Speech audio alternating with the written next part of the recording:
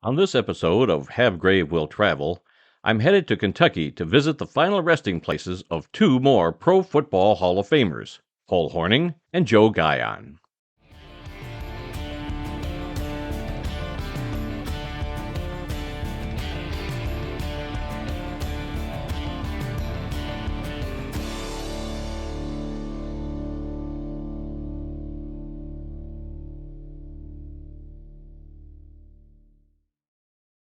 On a recent trip to Kentucky, I stopped at a couple of cemeteries in Louisville, one on the north side of town and the other on the south side. The first stop was the Cave Hill Cemetery on the north side of Louisville. This is where Green Bay Packers great Paul Hornung is buried. Known as the Golden Boy, he's buried in one of the most beautiful spots I have ever seen, on a hill overlooking a pond. Today I'm here in the Cave Hill Cemetery in Louisville, Kentucky, visiting the grave of Paul Hornung.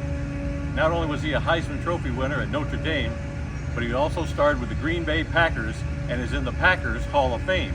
Hornung grew up in Louisville, Kentucky, and went on to play football at Notre Dame from 1954 to 1956, winning the 1956 Heisman Trophy. He then became the first overall pick in the 1957 NFL Draft by the Green Bay Packers. He played halfback for Vince Lombardi and the Packers for 9 seasons, from 1957 to 1966. However, in 1963, he was suspended for the entire season by the NFL for gambling.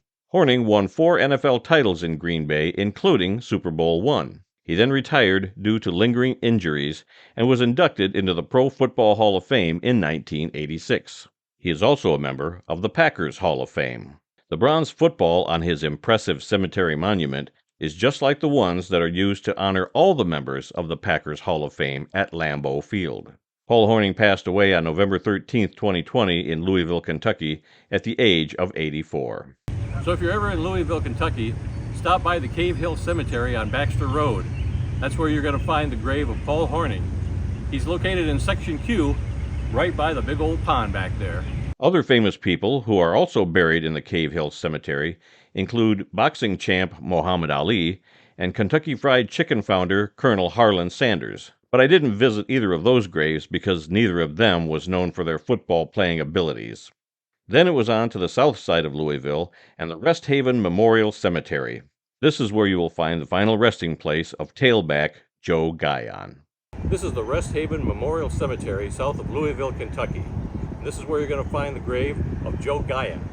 He played for the Carlisle Indian School, Georgia Tech, and several NFL teams, and he's also a member of the Pro Football Hall of Fame. You may not be familiar with Joe Guyon, but you should.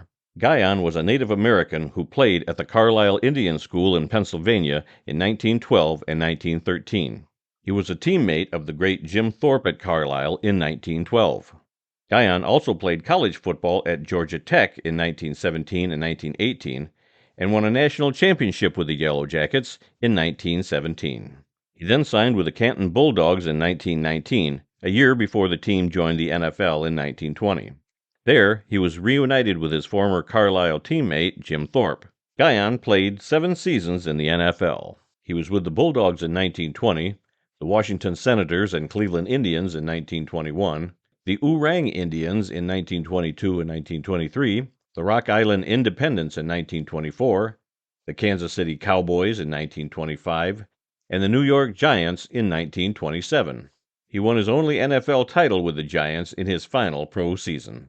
Guyon and Thorpe were teammates on 4 different NFL teams: the Canton Bulldogs, Cleveland Indians, Orang Indians, and the Rock Island Independents. Joe Guyon was inducted into the Pro Football Hall of Fame in 1966. The headstone that bears Guyon's name also contains the names of William and Mary Markwell. On the back of the headstone, there are 3 more names: Guyon's wife, Christine, as well as Paul and Alberta Foreman. At this time, I'm not sure how the Guyons came to be buried with these other 2 couples, or their relationship, if any. The research into that mystery continues. So if you're ever in Louisville, Kentucky, stop by the Rest Haven Memorial Cemetery on Bardstown Road. That's where you'll find the grave of Joe Guyon. He's located here in Section 6. It's a big section, but the grave is easy to find. Joe Guyon is just another player who's made the world of football a better place. Join us again next time as we travel the country, searching for the final resting places of the famous and not so famous icons of the gridiron. You can also read articles on my other gridiron grave visits on our website, theworldoffootball.com, under My Articles. Until next time, we'll see you down the road.